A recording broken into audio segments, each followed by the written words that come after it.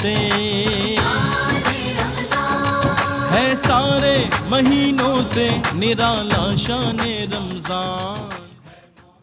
جی ناظرین، آپ کا خیر مقدم ہے. آپ کے مسائل کا حل، یہ سیگمنٹ بہت پسندیدہ سیگمنٹ ہے اور ماشاءاللہ پوری دنیا میں پسند کیا جاتا ہے اور پوری دنیا سے ہمارے کالرز جو ہیں اس میں شامل ہوتے ہیں. تو ہم نے پروگرام شروع بھی نہیں کیا تھا، تب سے ہی کالرز آنے شروع ہو گئے ہیں. قبلہ مفتی محمد اکمل صاحب تشریف فرمائیں. آپ بڑھتے ہیں مفتی صاحب کی جانب. مفتی صاحب، جو سوال آ گیا اس کے جواب آپ عنایت فرما دیں تو پھر آگے بڑھتے ہیں. یہ بہن نے غالباً یہ سوال کیا تھا کہ جب ہم قرآن کا ختم کرواتے ہیں گھر میں تو کیا ایک قرآن تمام مرحومین کو بخش سکتے ہیں یا ایک کو بخشیں؟ جی. تو ہماری بہن سے گزارش ہے اور ان کے توسط سے سب سے کہ آپ جو بھی نیک عمل کریں اس کا ثواب ایصال کرنے میں بالکل بخل سے کام نہ لیں، بلکہ حضرت آدم علیہ السلام سے لے کر آج تک جتنے دنیا سے پردہ فرما چکے، دنیا میں موجود ہیں اور قیامت تک آئیں گے، ان سب کو ثواب ایصال کریں، سب کو پہنچے گا. اور آقا نعمت امام علیہ سنت فرماتے ہیں کہ جتنے لوگوں کو ثواب ایصال کیا جاتا ہے، جیسے ایک قرآن پڑھ کے بخشا 10 لوگوں کو، تو سب کو پورا ایک قرآن کا ثواب ملے گا اور بخشنے والے کو ان کی تعداد کے برابر ثواب ملے گا. تو اس لیے بخل بالکل نہ کریں. ہاں، یہ ہو سکتا ہے کہ آپ سب کو کرنے کے بعد کہیں اور خاص طور پر میری والدہ کو اس طرح کہہ دیں تاکہ دل کا اطمینان بھی ہو جائے، لیکن ایک قرآن کا ثواب تمام کو بخشا جا سکتا ہے. 2 کالرز ہمارے ساتھ شامل کرتے ہیں. السلام علیکم.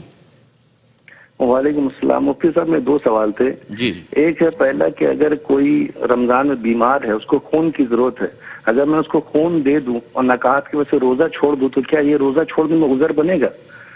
دوسرا سوال ہے، ہمارے یہاں کولکتہ میں کہ جب کوئی جاتا ہے تو بولتا ہم آ رہے ہیں، تو اس سے مقصد یہ ہے کہ بھائی آ رہے کیوں بولے، تو وہ کہتے کہ اگر جانا بول کے جائیں گے ہو سکتا ہے دنیا سے چلے جائیں، تو اس لیے یہ بول کے جاتے کہ آ رہے ہیں، مطلب آنے کی گارنٹی لیتے. اس طرح بولنا کیسا ہوگا؟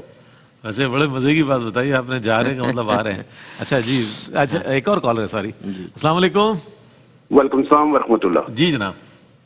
میرا پہلا سوال یہ ہے کہ اگر امام صاحب مسجد میں خطبہ دے رہے ہیں، یعنی کہ تقریر کر رہے ہیں اردو میں، تو کیا اس کے ساتھ تسبیح پڑھی جا سکتی ہے، اللہ کا ذکر کیا جا سکتا ہے؟ ٹھیک ہے جناب، ٹھیک، شامل کر. دوسرا میرا سوال یہ ہے کہ گھر کی حفاظت کے لیے قیمتاً کتا خریدا جا سکتا ہے؟ ٹھیک ہے جناب. اور سوال میرا یہ کہ توبۃ النصوح کا، اور آخری سوال یہ کہ توبۃ النصوح کا طریقہ کار کیا ہوتا ہے؟ ٹھیک ہے جناب، ٹھیک ہے. شامل کرتے ہیں. مفتی صاحب تک وہ سوال پہنچا دوں میں کہ آپ کا جو دوسرا سوال تھا کہ گھر کی حفاظت کے لیے کتا پالا جا سکتا ہے، یہ اور باقی آخری سوال. یہ بھائی نے فرمایا کہ رمضان میں اگر کوئی بیمار ہے اس کو خون دینا ہے تو کیا روزہ چھوڑ سکتا ہوں؟ دیکھیں، اگر تو صرف اس کا بچنا، اس کی زندگی آپ کے خون دینے پر موقوف ہے، پھر تو شریعت اس کو فوقیت دے گی کہ جب حق اللہ اور حق العبد جمع ہو جائیں تو حق العبد کو فوقیت ہوتی ہے. یہ اس لیے نہیں کہ اللہ کا حق کم تر ہے، وہ زیادہ ہے، بلکہ اس لیے کہ اللہ غیر محتاج ہے اور وہ محتاج ہے، تو محتاج کو فوقیت دینی ہوتی ہے. لیکن اگر دوسرے لوگ خون دے سکتے ہیں تو پھر آپ روزہ نہیں چھوڑ سکتے، پھر آپ دوسروں کو دینے دیں، یا آپ میں اتنی طاقت ہے کہ خون دینے کے بعد بھی روزہ بآسانی پورا کر سکتے ہیں تو روزہ پورا کریں گے اور خون دے سکتے ہیں آپ. اور دوسرا، اور اس سے روزہ نہیں ٹوٹتا خون دینے سے، ہی ذہن میں رہے. یہ کہہ رہے ہیں کہ کچھ جاتا ہے تو ہم یہ نہیں کہتے آپ جا رہے ہیں، بلکہ کہتے ہیں آ رہے ہیں. تو یہ خوش شگونی کے الفاظ ہیں، لیکن جو اس کے پیچھے ایک توہم پرستی اور بدشگونی کا عنصر ہے کہ اگر ہم کہیں گے کہ آپ جا رہے ہیں تو شاید وہ کبھی آئے گا ہی نہیں، یہ مطلب اس طرح کے تکلفات کی کوئی حاجت نہیں ہے. اللہ تبارک و تعالیٰ نے لوگوں کی عمریں مقرر کر دی ہیں، یہ ازل سے فیصلے ہو چکے ہیں. اور بخاری کی روایت کے مطابق جب بچہ ماں کے پیٹ میں 4 ماہ کا ہوتا ہے تو ایک فرشتہ آ کر اس کے تمام سانس لکھ دیتا ہے، یہ کتنے عرصے زندہ رہے گا، کتنے سانس لے گا. تو آپ کے میرے کہنے سے تو ایسا نہیں ہوگا کہ جا رہے ہیں کہیں تو جا کے مر جائے گا. تو اس طرح کے تکلفات ویجہ میں مبتلا ہونے کی حاجت نہیں ہے. اور چونکہ یہ قائد اسلام سے بظاہر ٹکراتی ہوئی بات ہے، ہمارے بچے انہی چیزوں کو اخذ کر کے وہ سمجھتے ہیں کہ اب ہمارے اس طرز عمل پر زندگی کا جانا یا رک جانا موقوف ہے، اور یہ اس طرح کے عقائد کی خرابی درست نہیں ہوتی. اچھا مفتی صاحب، اس کے اندر ایک سوال کا پہلو یہ تھا کہ انہوں نے کہا میں اگر خون دے دوں اور خون دینے کے بعد میں روزہ توڑ لوں تو کیا اس پر تو مجھے وہ نہیں ہوگا؟ تو وہی بات ہے نا کہ اگر آپ کو اتنی شدید نقاہت کا یقین ہے کہ آپ خون دینے کے بعد روزہ توڑنے پر مجبور ہو جائیں گے، تو اگر صرف جان بچانا مقصود ہے تو یہ کر سکتے ہیں، ورنہ نہیں کر سکتے. اور انہوں نے کہا کہ امام صاحب اردو میں تقریر کر رہے ہوں تو ہم کیا تسبیح پڑھ سکتے ہیں؟ دیکھیں، جو عربک میں خطبے ہیں اس میں تو بالکل خاموش رہنا واجب ہے. اردو میں تقریر ہو رہی ہو اور اچھی تقریر ہے، مسائل وغیرہ بتا رہے ہیں، تو اس میں بھی ذکر الہی کرنا خلاف سنت ہو جاتا ہے. بالکل غور سے اس کو سنیں. اور اگر خدا نہ خواستہ کوئی ایسے خطیب ہے کہ وہ ادھر ادھر کی باتیں کر رہے ہیں بس اور کوئی مطلب علم وغیرہ نہیں سکھا رہے تو پھر تسبیح پڑھ سکتے ہیں، اس میں پھر کوئی حرج نہیں ہے۔ کتا حفاظت کے لیے رکھا جا سکتا ہے لیکن واقعی چوروں کا یا ڈاکوں وغیرہ کا خطرہ ہو تب۔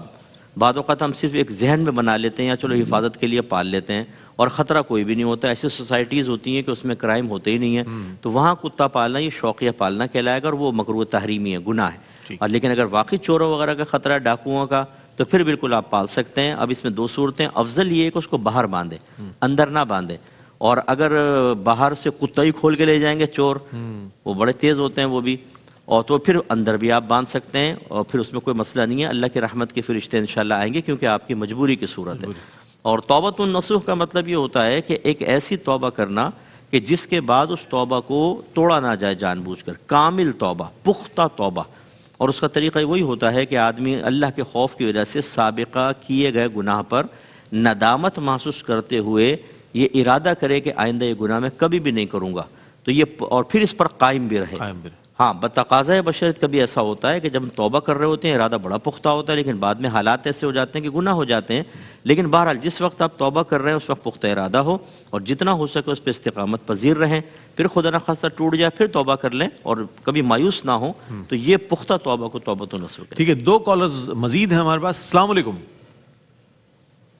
جی وعلیکم۔ جی جناب۔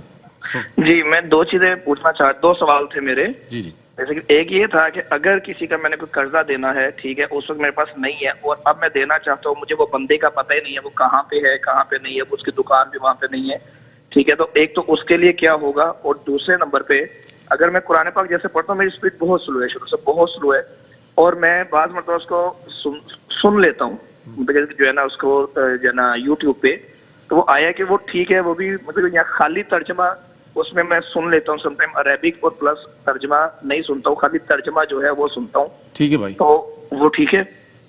ٹھیک ہے، بہت شکریہ آپ کا۔ ایک اور کالر ہے۔ السلام علیکم۔ وعلیکم السلام۔ جی سوال۔ میرا سوال ہے کہ رمضان المبارک کی بابرکت ساعتوں میں گھر کی خواتین کا بہت سارا وقت سحر و افطار کی تیاری میں لگ جاتا ہے، تو کیا اس پر انہیں اجر و ثواب ملے گا؟ ٹھیک ہے جناب۔ اور سحر و افطار کی تیاری کے دوران کیا ذکر الہی یا درود شریف وغیرہ پڑھ سکتی ہیں جبکہ توجہ کھانا بنانے کی طرف ہوتی ہے؟ ٹھیک ہے جناب، ٹھیک، شامل کرتے ہیں۔ بہت شکریہ آپ کا۔ جی جی بالکل، اگر انہوں نے کسی کا قرضہ لیا ہوا تھا، اگر واقعی نہیں دے پائے تھے تو پھر تو ان پہ گناہ وبال نہیں ہے، اور اب اگر وہ شخص نہیں ہے، کچھ پتہ نہ اس کے وارثوں کا پتہ ہے، تو اس نامعلوم مالک کی طرف سے اتنا قرضہ صدقہ کر دیں۔ ہاں اگر بعد میں وہ آ گیا فرض کر لیں تو دینا ہی ہوگا، اور نہیں آیا تو انشاءاللہ اللہ کی رحمت سے امید ہے کہ بری ذمہ ہوں گے۔